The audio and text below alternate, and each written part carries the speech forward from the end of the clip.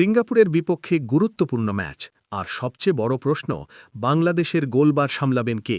অভিজ্ঞ আনিসুর রহমান জিকো নাকি তরুণ ও আধুনিক ধাঁচের সাইফ ক্যারাওয়ালা ম্যাচের ভাগ্য অনেক সময় নির্ধারিত হয় একজন গোলরক্ষকের একটি মাত্র সেভে তাই এই সিদ্ধান্ত হতে পারে পুরো খেলায় টার্নিং পয়েন্ট জিকো বহু আন্তর্জাতিক ম্যাচে নিজের দক্ষতা প্রমাণ করেছেন চাপের মুহূর্তে ঠান্ডা মাথা ডিফেন্সকে সংগঠিত রাখার ক্ষমতা এবং গুরুত্বপূর্ণ সেভ এসব কারণে তিনি দীর্ঘদিন জাতীয় দলের ভরসার নাম যদিও সাম্প্রতিক কিছু কারণে তিনি দলে নেই তবুও অভিজ্ঞতার দিক থেকে তিনি এখনও বড় সম্পদ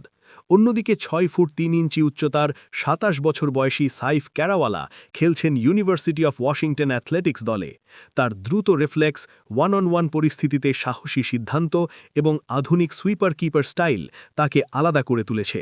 তবে আন্তর্জাতিক অভিজ্ঞতার অভাব বড় চ্যালেঞ্জ এখন প্রশ্ন একটাই সিঙ্গাপুরকে হারাতে বাংলাদেশ কি চাইবে অভিজ্ঞতার নিরাপত্তা নাকি তারুণ্যের ঝলক